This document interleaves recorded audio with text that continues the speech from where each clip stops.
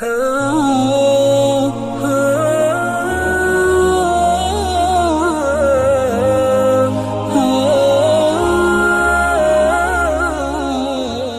الروح، وہ بھیجتا ہے روح کو بھیجتا ہے، من امرہ اپنے حکم سے، علی من یشاء جس پر چاہتا ہے، من عبادہ اپنے بندوں میں سے، تو اپنے بندوں میں سے جن پر چاہتا ہے ان پر روح کو بھیجتا ہے۔ تو روح کیا چیز ہو سکتی ہے جو بندوں پر بھیجتا ہے؟ بولیے، وحی کو بھیجتا ہے۔ لیکن وحی کو روح کیوں کہا گیا؟ یہ قرآن پاک میں جگہ جگہ وحی کو روح کہا گیا۔ کیوں؟ انسان دو طریقے سے زندہ ہوتا ہے، دو طریقے سے مرتا ہے۔ ایک جسمانی اعتبار سے زندہ ہوتا ہے، اس زندگی کے لیے بھی روح کی ضرورت ہے، اور ایک روحانی طور پر زندہ ہوتا ہے، اس کے لیے بھی روح کی ضرورت ہے۔ اس زندگی کے لیے جان کی ضرورت ہے، تو پھر روحانی طور پر آدمی کیسا زندہ ہوگا؟ اس کے لیے قرآن کی ضرورت ہے، اس کو بھی اللہ بھیجتا ہے، اس لیے قرآن پاک کو روح کہا گیا۔ اور جس کی یہ آتما مر جاتی ہے، روح نکلتی ہے، یعنی ایمان باقی نہیں رہتا، اس کو بھی قرآن پاک نے کہا وہ مردہ ہے۔ اومن کان میتا فاحییناہ، مکہ کے کافروں کو کہا یہ مردے نہیں تھے تو ہم نے ان کو زندہ کیا۔ دوبارہ سنو، رفیع الدرجات، وہ بلند درجوں والا ہے، ذو العرش، عرش کا مالک ہے، یلقی الروح، وہ بھیجتا ہے روح کو یعنی وحی کو، من امرہ اپنے حکم سے، علی من یشاء جس پر چاہتا ہے، من عبادہ اپنے بندوں میں سے۔ اور کس لیے وحی بھیجتا ہے؟ وحی بھیجنے کا مقصد ہی کیا ہے؟ لینذر یوم الطلاق، تاکہ وہ ڈرائیں بندوں کو یوم الطلاق، طلاق کے دن سے۔ اور یہ طلاق تے کے ساتھ ہے، توئے کے ساتھ نہیں ہے۔ توئے کے ساتھ طلاق تو وہ ہوتی ہے وہ جو ڈائیورس، لیکن یہ طلاق ہے تے کے ساتھ، اس کے معنی ملاقات۔ اس دن سے ڈرائیں جس دن ملاقات ہو جائے گی۔ آئے ہائے، بندے اللہ سے ملیں گے، جانا پڑے گا اس کی بارگاہ میں، ملاقات ہو جائے گی۔ اس دن سے ڈرائیں کہ لوگو تم سمجھ رہے ہو ہم بڑے ہو رہے ہیں، بڑے نہیں ہو رہے ہیں، تم اللہ کی ملاقات کے قریب ہوتے جا رہے ہو، قریب ہوتے جا رہے ہو۔ آدمی کی شادی ہوتی ہے، کتنا خوش ہوتا ہے، خوش ہونے کا مقام ہے، ٹھیک ہے، لیکن اس کا مطلب شادی ہو گئی، زندگی کا ایک کام ہو گیا، اس کا مطلب کہ اب اس کے بعد دوسرا نمبر موت کا ہے، پھر ریٹائرمنٹ ہو گئی، اس کا مطلب کہ یہاں سے ریٹائرمنٹ ہوئی ہے، اس کے بعد اب دنیا سے ریٹائرمنٹ کا وقت آ گیا ہے۔ اس کے بعد کیا ہے؟ اس کے بعد اللہ سے ملاقات ہے، اس کے بعد کیا ہے؟ لینذر یوم الطلاق، قرآن کس لیے اترا؟ تاکہ لوگوں کو ڈرائیں اس دن سے جس دن میری اور آپ کی اکیلے اللہ سے ملاقات ہوگی، تنہا تنہا اس کی بارگاہ میں پہنچے گئے، اور اللہ کہے گا کہ تم میری ملاقات کا انکار کرتے تھے، اسی کو بھول گئے تھے۔ یوم ہم بارزون، کیسا منظر ہوگا وہ اللہ سے ملاقات کا؟ یوم، جس دن، ہم بارزون، وہ کھلے میدان میں سامنے آئیں گے۔ یوم، جس دن، ہم بارزون، وہ کھل کر کے ایک کھلے ہوئے میدان میں سامنے آئیں گے، اکیلے آئیں گے، آمنے سامنے، کوئی مددگار نہیں، کوئی ساتھی نہیں، کوئی دائیں بائیں حمایت کرنے والا نہیں۔ اور کیسے آئیں گے؟ لا یخفی علی اللہ منہم شیء، لا یخفی نہیں چھپے گی، علی اللہ اللہ کے سامنے، منہم ان میں سے شیء کوئی چیز بھی۔ کوئی چیز چھپنے کا مطلب، ایک تو کوئی بندہ نہیں چھپ سکے گا، وہ کہے جی جب عدالت کا وقت آئے گا، بلایا جائے گا، چلو عدالت میں کہیں قبر کے کونے میں چھپ جاؤں گا، کوئی نہیں چھپ سکتا ہے۔ دوسرا کیا؟ آدمی اپنی کسی بات کو چھپانا چاہے اللہ سے کہ چلو بڑے بڑے کچھ جرم کیے ہیں جس کا کسی کو پتہ نہیں چلا، یہاں چھپ جائیں، نہیں، یہ دن ہی کیسا ہے، اس کا نام ہے یوم تبلی السرائر، راز اوٹ ہونے کا دن۔ اس کا مطلب یہ الحاق کا، ساری حقیقتوں کے ظاہر ہونے کا دن۔ آج نہیں چھپ سکتا ہے، سب کچھ سامنے آئے گا۔ اور بس اوقات آدمی کیا چاہے گا کہ میرے راز میرے دوستوں کے سامنے نہ آئے، چاہے مجھ کو جہنم کے بیچ میں ڈال دیا جائے۔ اللہ اکبر۔ یوم ہم، جس دن وہ بارزون، سامنے ہو کر آئیں گے اللہ کے، لا یخفا نہیں چھپے گی، علی اللہ اللہ سے، اللہ کے مقابلے، منہم ان میں سے شیء کوئی چیز بھی نہیں چھپے گی، کوئی چیز چھپا سکیں گے نہیں، اور سب موجود ہوں گے۔ تو پھر فرعون بھی، قارون بھی، نمرود بھی، اس دور کے فرعون بھی، آج کے فرعون بھی، اور قیامت تک فرعون، ہر دور میں فرعون ہوتے رہیں گے ہیں۔ اور ایک روایت میں فرمایا ہر دور کے لیے فرعون بھی ہوگا اور اس کے لیے موسیٰ بھی اللہ پیدا کرتا رہے گا۔ تو ہر ایک فرعون بھی موجود ہوگا، پھر کیا ہوگا؟ ایک عجیب اعلان ہوگا، لمن الملک اليوم، آج کس کی بادشاہی ہے؟ ہائے ہائے، لمن الملک اليوم، آج کس کی بادشاہی؟ لمن، کس کی ہے؟ اليوم، آج، الملک، بادشاہی کس کی ہے بتاؤ؟ کون جواب دے سکتا ہے؟ خاموش، سب کے گلے خشک ہو جائیں گے، حلق سوکھ گئے۔ کون جواب دے سکتا ہے میری بادشاہی ہے؟ کون بول سکتا ہے آج؟ پھر ساری کائنات میں سناٹا چھا جائے گا، پھر اللہ کی طرف سے جواب آئے گا اور ہر ذرہ جواب دے رہا ہوگا، للہ الواحد القہار، للہ، ایک اللہ کی ہے، الواحد، جو اکیلا ہے، القہار، جو سب پر غالب ہے۔ آج تنہا اس کی بادشاہی، کہاں کھڑے ہو؟ کدھر ہو تم؟ اللہ اکبر، اللہ کے سامنے پیش ہونا۔ ہر آدمی 30 مار خان، کچھ نہ ہو تو کم سے کم اپنے گاؤں کا مکھیا بنا ہوا، اپنے محلے کا، کوئی نہ ہو تو اپنے گھر ہی کا چودھری بنا ہوا، لیڈر بنا ہوا، بادشاہ بنا ہوا۔ ہر ایک کو سوچنا چاہیے اللہ کی عدالت میں جانا ہے، جہاں یہی اعلان ہوگا آج کس کی بادشاہی ہے۔ سب بنے تھے شیر مار خان، ہیں شیر خان، ہاں کیا نام ہے؟ کہتا گیدڑ خان۔ کیوں؟ کہا پھنس چکا ہوں، اب نہیں کہہ سکتا ہوں شیر خان، میرے جاننے کی بات ہے، میرے سامنے۔ پوچھا کیا نام؟ کہا گیدڑ خان۔ کہا نہیں، تیرا نام تو کاغذوں میں شیر خان ہے۔ کہا وہ دور چلا گیا، اب نہیں رہا میں شیر خان۔ لمن الملک اليوم، آج کس کی بادشاہی ہے؟ للہ، اللہ کی ہے، الواحد، جو اکیلا ہے، القہار، جو سب پر غالب ہے۔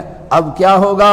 کہا وہ اللہ فیصلہ کرے گا، کوئی غیر اللہ یہاں فیصلہ نہیں کر رہا ہے۔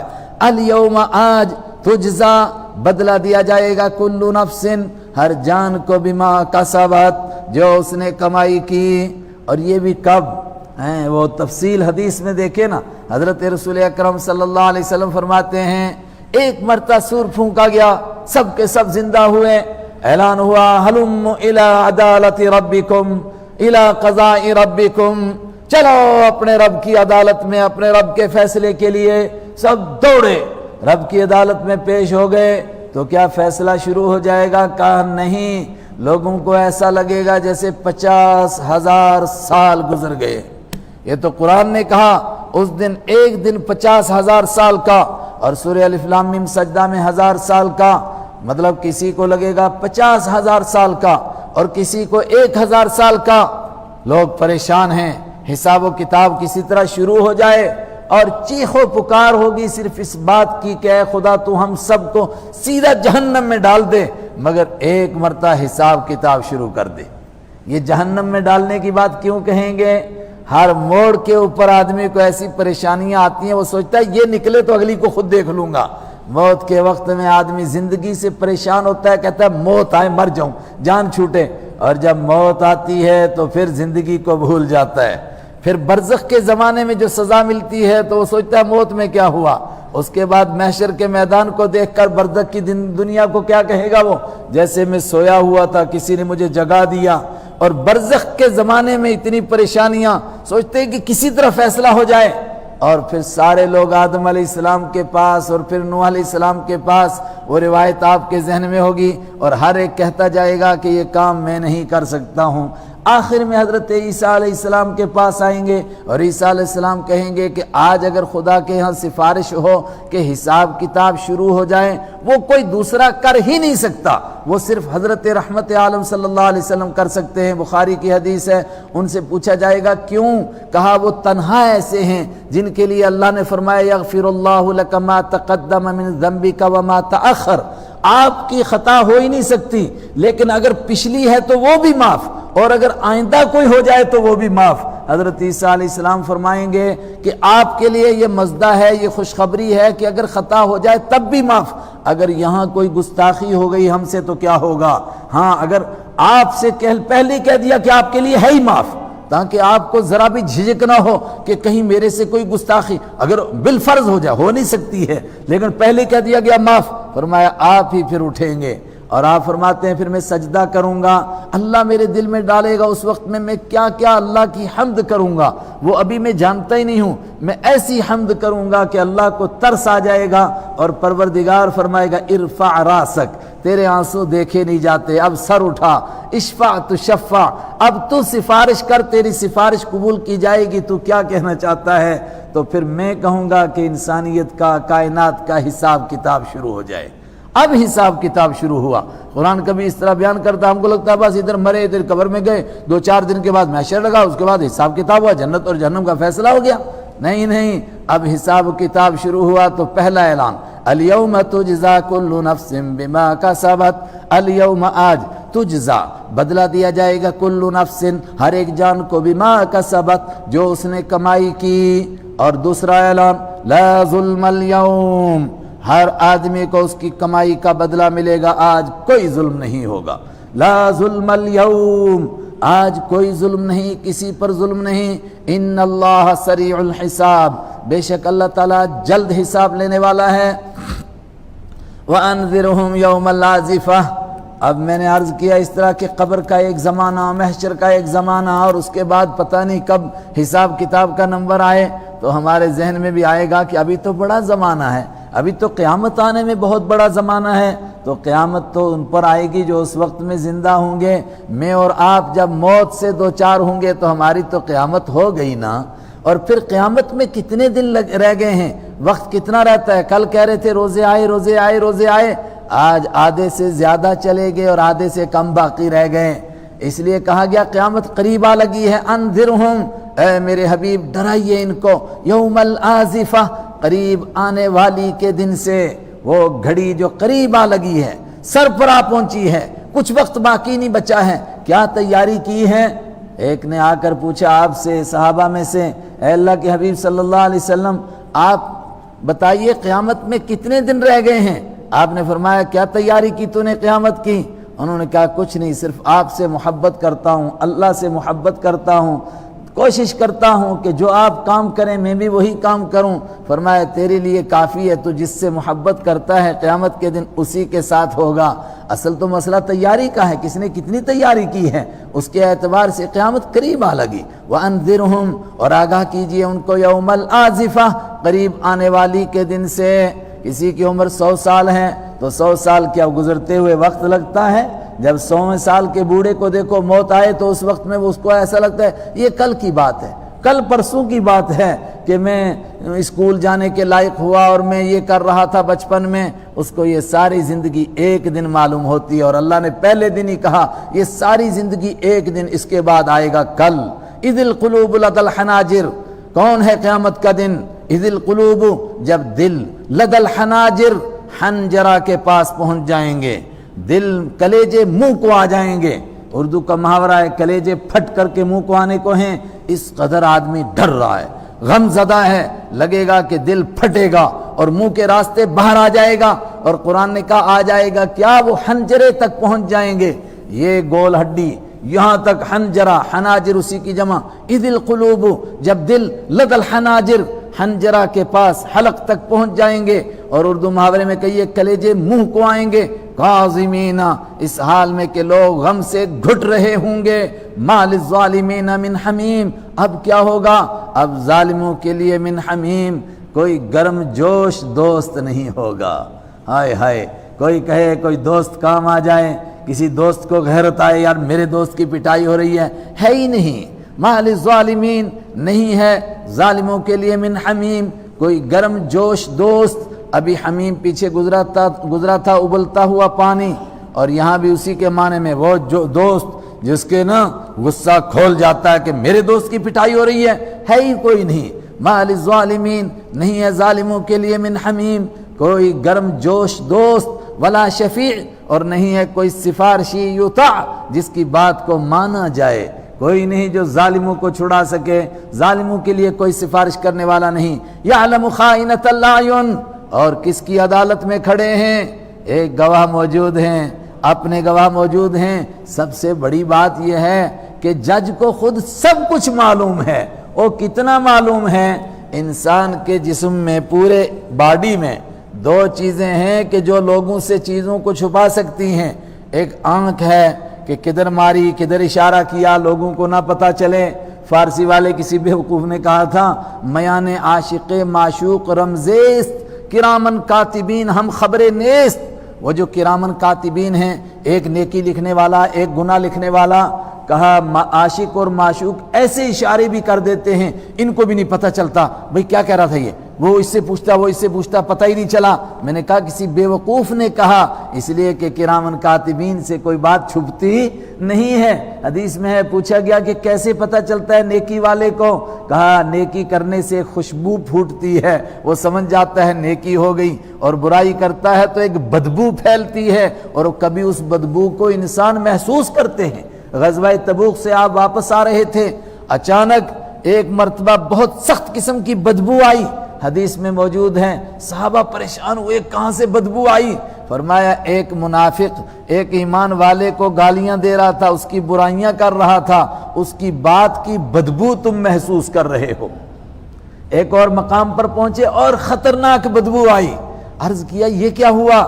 فرمایا ایک بڑا منافق مر گیا ہے، اس کی روح کو لے کے جا رہے ہیں فرشتے، اس کی بدبو تم کو محسوس ہو رہی ہے.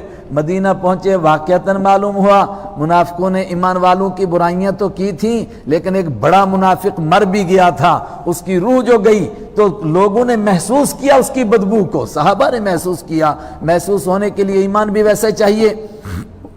تو کرامن کاتبین کو خبر نہ ہو یہ ہو سکتا ہے، اور کرامن کاتبین کیا کریں گے؟ اللہ نے فیصلہ کرنا ہے. اور اللہ کی شان کیا ہے؟ میں نے کہا انسان کی باڈی میں دو چیزیں ہیں جو چھپا سکتی ہیں، ایک آنکھ چھپا سکتی ہے، دوسرے دل چھپا سکتا ہے. اب دل میں آدمی کیا کیا سوچ رہا ہے، میں کیا کیا سوچ رہا ہوں، آپ کیا کیا سوچ رہے ہیں، ایک دوسرے کو کچھ پتہ نہیں چلے گا. وہ کل بتایا تھا نا میں کل کی بات جانتا ہوں، الو کے پٹھے تجھے تو ابھی کی معلوم نہیں، کل کی کیا بتائے گا، کسی کو معلوم نہیں دل کا ہے، یہ اللہ ہی جانتا ہے. دل دریا سمندر ڈونگے کون دلاں دی جانے ہو. حضرت سلطان بہو فرماتے ہیں دل کی بات اللہ کے سوا کوئی نہیں جانتا ہے. دل دریا سمندر ڈونگے کون دلاں دی جانے ہو، اللہ ہی جانتا ہے، کوئی نہیں جانتا ہے مگر اللہ. دل کی خیانت کو بھی جانتا ہے، آنکھ کی خیانت کو بھی جانتا ہے. دل کیا سوچ رہا ہے اس کو وہ جانتا ہے، آنکھ کیا کیا اشارے کر رہی ہے اس کو وہ جانتا ہے. کس کی عدالت میں کھڑا ہے، کہاں پیش ہوا ہے تم، اللہ اکبر، کیا منظر ہے یہ عدالت کا. وانذرہم، آگاہ کرو ان کو، ڈراؤ ان کو، یوم الآزفہ، قریب آنے والی کے دن سے، اذ القلوب، جب دل لد الحناجر، حلق تک پہنچ جائیں گے، کاظمین، گھٹنے کی وجہ سے یا اس حال میں کہ وہ گھٹ رہے ہوں گے. ما للظالمین من حمیم، ظالموں کے لیے کوئی گرم جوش دوست نہیں ہوگا. ولا شفیع، کوئی سفارشی نہیں ہوگا. یطاع، جس کی بات کو مانا جائے. اور عدالت میں کہاں پیش ہوئے؟ یعلم خائنۃ الاعین، جانتا ہے وہ آنکھوں کی خیانت کو. اللہ اکبر، آنکھ کیا کیا خیانت کرتی ہے، چلتے چلتے کس نے کیا کر دیا، کہاں کیا کہہ دیا، پتہ ہی نہیں چلا کسی کو، آنکھوں میں باتیں کر گئے. اللہ جانتا ہے نا، اس سے کیا چھپ سکتا ہے. یعلم، جانتا ہے وہ خائنۃ الاعین، آنکھ کی خیانت کو. اور آنکھ کیا کرے گی؟ وما تخفی الصدور، ان باتوں کو جانتا ہے جن کو سینے اندر میں چھپاتے ہیں، جو دل کے اندر چھپے ہوئے ہیں. کس کا کیا خیال ہے، کون کیا سوچ رہا ہے، وہ بھی اللہ سے چھپتا نہیں ہے. اللہ چاہتا ہے تو اپنے بندوں کو بتا دیتا ہے. حضرت رحمت عالم صلی اللہ علیہ وسلم کے پاس مکہ سے بندہ آیا سفر کر کے، اور ہاتھ میں تلوار بھی ہے. حضرت عمر رضی اللہ تعالیٰ عنہ نے دیکھا تو تاڑ گئے کہ اس کی نیت ٹھیک نہیں ہے. ایک دم جست لگائی اور اس کی تلوار پکڑ لی، اور ادھر سے پکڑ لیا گریبان اور سیدھا حضور کے پاس لے کر بٹھا دیا. کہا اس کی نیت ٹھیک نہیں لگ رہی ہے، یہ مکہ کا کافر آیا ہے، کوئی چکر ضرور ہے. غزوہ بدر پیش آ چکا ہے، اس کے بعد کی بات ہے. آپ نے پوچھا کیسے آنا ہوا، اتنا لمبا سفر کر کے تشریف لائے؟ کہا آپ کو معلوم ہے میرا بیٹا گرفتار ہے، اس کی رہائی کے لیے بات کرنے آیا ہوں، اگر کوئی جرمانہ وغیرہ لیں تو اس کو چھوڑ دیں، تو میں اسی کی پیشکش کے لیے آیا ہوں. آپ نے فرمایا جرمانہ تو آپ دیں گے، یہ تو ٹھیک ہے آپ کا، مگر وہ جو حتیم میں بیٹھ کر آپ نے اور صفوان نے پلان بنایا تھا اس کا کیا ہوا؟ کہا وہ کون سا پلان؟ کہا وہ جو کہا تھا کہ تیری بیوی بچوں کا خیال میں رکھوں گا، تیرے قرضے میں ادا کروں گا، اور تو کسی طریقے سے محمد عربی صلی اللہ علیہ وسلم کا کام کر دیں. اس نے کہا اشہد ان لا الہ الا اللہ واشہد ان محمد الرسول اللہ۔ عربوں کی خاص صفات ہیں، ان میں سے ایک صفت ہے راز رکھنا، کہ کسی شخص کو یہ راز معلوم نہیں۔ میں اور صفوان اکیلے بیٹھے تھے حتیم میں جو خانہ کعبہ کے پاس ہے، آپس میں مشورے کر رہے تھے اور تبصرے کر رہے تھے کہ یار کیا ہوا، بدر میں سارے بڑے سردار مر گئے، اب کیا کریں؟ تو وہ کہہ رہا تھا یار جینے کا کوئی مزہ ہی نہیں رہا۔ تو میں نے کہا کہ جینے کا مزہ تو میں دلا دیتا، اے کاش میرے بیوی بچوں کا بوجھ نہ ہوتا اور مجھے کچھ قرضہ نہ دینا ہوتا۔ میں نے صفوان نے پوچھا کیا مسئلہ ہے؟ کہا قرضہ بہت ہے، بچے بہت ہیں۔ اس نے کہا تیرے بچوں کا سارا خرچہ میرے ذمے ہے۔ آپ کہیں گے کہ وہ سوچے گا جھوٹ بول دے گا کل بدماش، نہیں عرب ایسا نہیں کرتے تھے، ان کی بات پتھر کی لکیر تھی۔ اس نے کہہ دیا تیرے بیوی بچے میرے ذمے، تو اس کا مطلب ہو گئے ذمے، یہ ہو ہی نہیں سکتا کہ وہ دھوکہ دے دے۔ اور اس نے کہا تیرا قرضہ کتنا کتنا؟ کہا یہ اس نے کہا سب میرے ذمے، اب بول تو کیا کر سکتا ہے؟ تو کہتا تھا یہ کوئی کر لے تو میں کر لوں گا۔ اس نے کہا میں ان کا کام خود تمام کر دوں گا۔ کہا کیسے کرے گا؟ کہا میں تلوار کو زہر میں بجھاؤں گا، اگر ایک چونچ بھی لگے گی ان کا کام ہو جائے گا۔ مجھے کوئی اب زندگی کی تڑپ تو رہی نہیں، تو میں کسی طرح ان کے پاس پہنچوں گا، کسی طرح ایک تلوار لگ گئی تو کام ہو گیا، اس کے بعد وہ مجھے مار دیں گے، کوئی فرق نہیں پڑتا۔ اس نے کہا تو یہ کام کر۔ اب جو حضرت عمر نے دیکھا اس کو پکڑ لیا۔ اللہ کے پیارے نبی صلی اللہ علیہ وسلم نے یہ ساری باتیں اس کو بتائیں۔ اس نے کہا یہ راز تو میرے اور صفوان کے سوا میری بیوی نہیں جانتی، میرے بچے نہیں جانتے، کسی شخص کو نہیں معلوم ہے، آپ کو کیسے پتا چل گیا؟ اس کا مطلب آپ اللہ کے سچے نبی ہیں، اللہ نے آپ کو بتایا ہے اور اللہ نے ان کو بھی ایمان نصیب کیا، ان کے بیٹے کو بھی ایمان نصیب کیا۔ آپ نے فرمایا ان کے بیٹے کو رہا کر دو اور ان کو دین سکھاؤ۔ انہوں نے دین سیکھا اور غزوہ بدر کے واقعے میں موجود ہیں۔ اس نے کہا مجھے اجازت دیجیے واپس مکہ جاؤں گا، جیسے میں پہلے کفر کے لیے محنت کرتا تھا اس طرح ایمان کے لیے محنت کروں گا۔ لیکن آپ نے فرمایا بس صرف دعوت ہی دینی ہے، محنت ہی کرنا ہے، کسی کو ستانا مقصود نہیں ہے۔ جاؤ اگر کر سکتے ہو محنت کرو محنت، اور فتح مکہ تک رہے اور دین کے لیے محنت کرتے رہے اور بڑے طبقے کو ان کے ذریعے سے ایمان نصیب ہوا۔ یعلم خائنۃ الاعین، وہ جانتا ہے آنکھوں کی خیانت کو، وما تخفی الصدور، اور جانتا ہے ان باتوں کو جن کو سینے چھپاتے ہیں۔ واللہ یقضی بالحق، اب کس کی عدالت ہے؟ اللہ کی۔ فیصلہ کون کرے گا؟ اللہ۔ واللہ یقضی بالحق، اور اللہ فیصلہ کرے گا بالحق، سچ حق کے ساتھ فیصلہ کرے گا، سچ کے ساتھ فیصلہ کرے گا۔ دودھ کا دودھ پانی کا پانی جس کو آپ کہتے ہیں نا، ایسا فیصلہ ہوگا۔ اور وہ جو ہم نے دوسرے بنائے تھے 33 کروڑ اور کتنے وہ نہیں کچھ کریں گے کیا یہاں؟ والذین یدعون من دونہ، اور وہ جن کو لوگ پکارتے تھے من دونہ، اللہ کے سوا، لا یقضون بشیء، وہ تو کچھ بھی فیصلہ نہیں کریں گے۔ لوگ کس کو پکارتے تھے؟ فرشتوں کو پکارتے تھے۔ سورہ فرقان پڑھیے گا، ان کے پجاریوں کو پیش کیا جائے گا، کیا تم ان کی پوجا کرتے تھے؟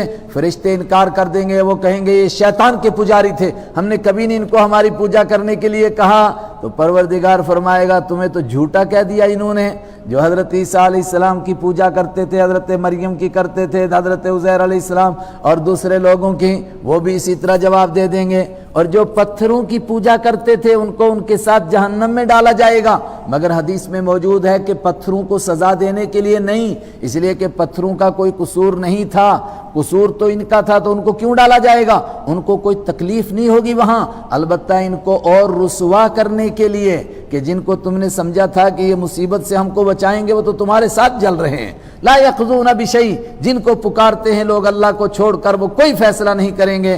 کیوں؟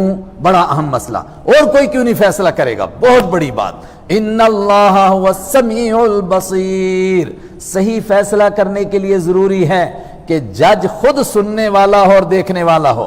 کتنے جھوٹے گواہ پیش ہوتے ہیں، جھوٹے فیصلے ہو جاتے ہیں، کتنے مقدمے کورٹ میں جھوٹے پیش ہوتے ہیں، کتنے لوگوں کو بیوی کی قتل کی سزا ملتی ہے اور بیوی باہر شادیاں کرتی ہے، بچے جنتی ہے، اس کو سزا ملی ہوتی ہے، جھوٹے گواہ پیش ہوتے ہیں، جھوٹے فیصلے ہو جاتے ہیں۔ کیوں ہو جاتے ہیں؟ اس لیے کہ جج بیچارہ غیب تو نہیں جانتا۔ خود حبیب کبریا صلی اللہ علیہ وسلم نے فرمایا میرے پاس جھوٹے گواہ ہوں اور کسی کی زمین کا جھوٹا فیصلہ کروا دیں، فرمایا ایسا فیصلہ ہونے نہیں دے گا اللہ، لیکن اگر کسی کے لیے بالفرض فیصلہ ہو جائے تو وہ سمجھے مجھے زمین نہیں ملی، مجھے جہنم کا ایک ٹکڑا مل گیا ہے۔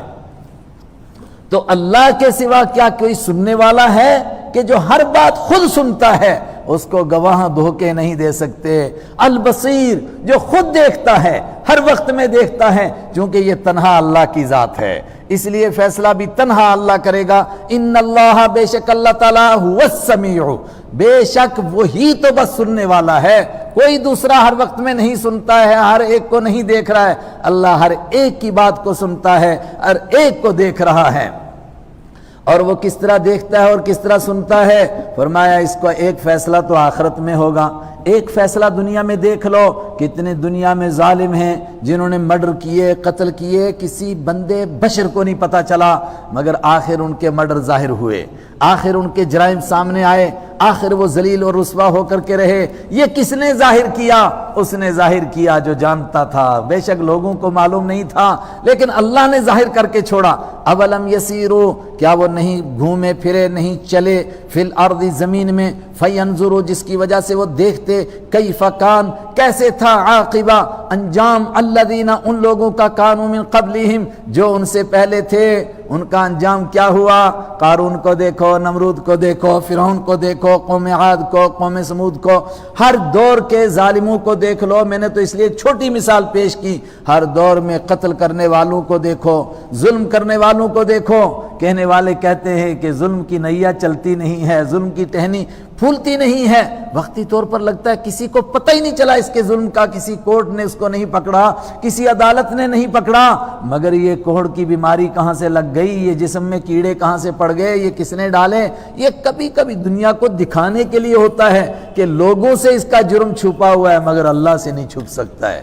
اللہ دے، اور یہ تو دنیا کرنے کی جگہ، یہ تو سزا نہیں ہے۔ اگر کسی کے ساتھ ایسا ہے تو وہ صرف تھوڑا عبرت کے لیے کہ بھئی ہم دیکھ رہے ہیں، ایسا نہ سوچو کہ میں نہیں دیکھ رہا ہوں۔ تم سے پہلے لوگ کیسے تھے؟ کانوا ہم اشد منہم، کانوا وہ پچھلے دور کے لوگ تھے، ہم اشد منہم وہ ان سے زیادہ سخت تھے، قوتاً طاقت کے اعتبار سے، بڑے بڑے طاقتور لوگ تھے۔ قوم عاد کو دیکھو، ان کی تاریخ جس کو دنیا بھی مانتی ہے، 60 جوان کے، 60 گز کا ایک ایک جوان، اور درختوں کو ایسے اکھاڑتا تھا، اس کو دیار کو اور تنگ کو اور بیاڑ کو اور چنار کو کاٹنے کی ضرورت نہیں، گھاس کی طرح نکالتے تھے، بلکہ اللہ سے جب ڈرایا گیا، کہنے لگے کیا خدا ہم سے زیادہ طاقتور ہے؟ اے مکہ کے لوگوں، وہ تم سے زیادہ طاقتور تھے، اور کیا تھے؟ وَآثَارًا فِي الْأَرْضِ، اور وہ زمین میں اپنے نشان چھوڑنے کے اعتبار سے تم سے بڑے تھے، انہوں نے بڑی یادگاریں چھوڑی۔ آج بھی لوگ یادگار بناتے ہیں، آج یادگار بناتے ہیں، بڑے سے بڑا انجینئر کہتا ہے 100 سال تک تو یہ ہلے گا نہیں، تو پھر دوسرے 100 سال میں کہا پھر ٹوٹ جائے گا۔ قوم سمود کی تو آج 6000 سال کے بعد بھی ان کی یادگاریں موجود ہیں۔ آپ کبھی وہ حجر کا علاقہ دیکھیے گا نیٹ کے اوپر، قوم سمود کو ہی آپ تلاش کیجئے گا یوٹیوب کے اوپر، آپ کو ملے گا ان کے کھنڈرات۔ اور اگر کبھی جانا ہو، ویسے اس لیے نعوذ باللہ نہیں جانا کیونکہ حضور نے فرمایا کہ یہاں سے روتے ہوئے اور ڈرتے ہوئے جلدی بھاگو یہاں سے، لیکن قرآن نے جو بیان کیا وہ سچ ہے۔ اس کو دیکھنے کے لیے جانا چاہے تو خیبر سے بس تھوڑا آگے جائیے گا تو یہ علاقہ شروع ہو جاتا ہے۔ اب یہ سعودی کے قبضے میں اس وقت قوم سمود کا علاقہ، اس کا میں کہہ رہا ہوں 6000 پرانی یادگاریں ابھی اسی طرح موجود ہیں۔ کانوا ہم اشد، وہ زیادہ سخت تھے، منہم ان سے، قوتاً طاقت کے اعتبار سے، وآثاراً اور نشان چھوڑنے کے اعتبار سے۔ لوگ کہتے ہیں نہیں جی تغلقوں کے بڑے نشان ہیں اور مغلوں کے بڑے نشان ہیں، اور ان سے پہلے پانڈوں اور قلعوں کے کوروں کے بڑے قلعے موجود ہیں، بڑے نشانات موجود ہیں۔ کہا تم سے پہلے اس سے بھی بڑے تھے۔ فی الارض، چھوڑے تھے زمین میں نشان، مگر نشان چند دن رہے، وہ نہیں رہے۔ فاخذہم اللہ، پکڑا ان کو اللہ نے، بذنوبہم، ان کے گناہوں کی وجہ سے۔ اگر اللہ دیکھنے اور سننے والا نہیں تھا تو کیسے پکڑا؟ وما کان لہم من اللہ من واق، اور جب ان کو اللہ نے پکڑا تو کوئی نہیں تھا ان کو اللہ سے بچانے والا۔ وما کان، اور نہیں تھا لہم ان کے لیے، من اللہ کے مقابلے میں، من واق، کوئی بچانے والا کوئی نہیں بچا سکا۔ یہ بڑا بیہودہ جملہ ہمارے علاقے میں، خدا نہ کرے جموں بھی آ جائیں، کہتے ہیں جی برادری خدا نہ ماریا بندہ جی سکنا ہے۔ خدا کا مارا ہوا بھی بندہ جی سکتا ہے مگر برادری کا مارا ہوا نہیں جی سکتا۔ جی برادری کو نبھانا ہے، کفر کر رہی ہو، شرک کر رہی ہو، جتنے گندے کام کر رہی ہو، برادری کا ساتھ دو بھائی، برادری کا مسئلہ ہے، برادری کا مارا ہوا نہیں جی سکتا ہے۔ ارے اللہ کہہ رہا ہے میرا مارا ہوا نہیں اٹھتا ہے، اور برادری کیا کرے گی؟ بھاڑ میں جائے برادری، کیا کیا برادری نے پہلے اور کیا کرے گی آئندہ؟ کسی کا کوئی کچھ نہیں بگاڑ سکتا ہے جب تک اللہ نہ چاہے۔ کیا حضرت رسول اکرم صلی اللہ علیہ وسلم کے خلاف ساری برادری نہیں تھی؟ آپ تو اکیلے کھڑے ہوئے تھے۔ وہ وقت نہیں ہے کہ تنہا آپ اکیلے اللہ کی توحید کا آوازہ لگانے والے، پھر آپ کے ساتھ 5 لوگ جڑے اور پھر بڑی محنت ہوئی اور کہا گیا کہ بہت لوگ جڑ گئے ہیں۔ تو کتنے لوگ ہوئے تھے؟ 40 لوگ ہوئے۔ جب آپ نے زید بن ارقم کے گھر کو منتخب کیا ان کی تربیت کے لیے 40 لوگ، تو برادری کی تو بڑی تعداد باہر تھی، اور ابو جہل نے آپ کو کہا خانہ کعبہ کے سامنے نماز مت پڑھو، اگر دوبارہ دیکھ لیا تو تیری گردن مروڑ دوں گا۔ آپ نے فرمایا میں یہی نماز پڑھوں گا۔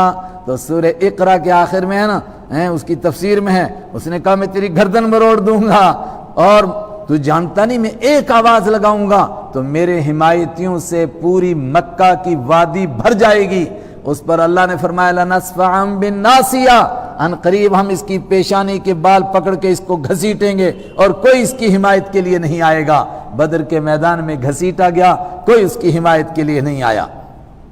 ذَلِكَ بِأَنَّهُمْ، یہ سزا ان کو کیوں ملی؟ ہر دور میں سمجھایا گیا، ہر دور میں قرآن کی تعلیم کو پہنچایا گیا لوگوں تک، اور انبیاء کرام کا جو دور تھا حضور سے پہلے وہ بھی آئے۔ ذالک، یہ بات اس وجہ سے ہے بِأَنَّهُمْ، اس لیے کہ وہ ایسے لوگ تھے، کانت تاتیہم، آتے تھے ان کے پاس، رسلہم، ان کے رسول، بالبینات، صاف صاف نشانیاں لے کر، مگر وہ کیا کرتے تھے؟ فَكَفَرُوا، تو وہ کفر کرتے تھے، انکار کر دیتے تھے، نہیں مانیں گے۔ پھر کیا ہوا؟ فَأَخَذَهُمُ اللَّهُ، پکڑا ان کو اللہ نے، اور جب اللہ نے پکڑا تو ان کو بھی معلوم ہوا کیا؟ انہ قوی شدید العقاب، بے شک اللہ تعالیٰ ہی قوی، طاقت والا ہے، کسی کی طاقت اس کے سامنے نہیں آئی۔ شدید العقاب، سخت سزا دینے والا ہے۔